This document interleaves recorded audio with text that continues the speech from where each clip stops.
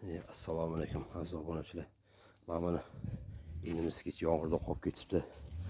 Bollari uyib ketibdi. Men digini oldim. Bitta partiyasini. Yo, usti ochilib qolibdi deyman. Bollar uyib ketibdi mana. Voy.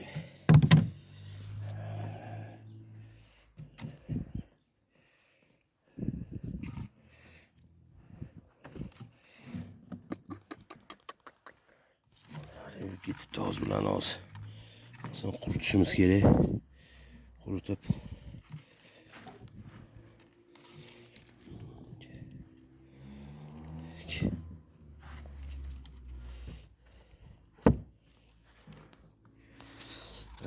mana yaxshi turganmikan a?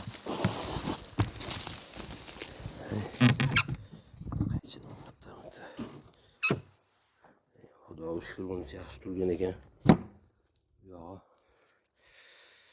azobdan shunaqa ham bo'lib turadi. Bularni o'zi olib quritib, joy to'g'irlab qo'yamiz mana.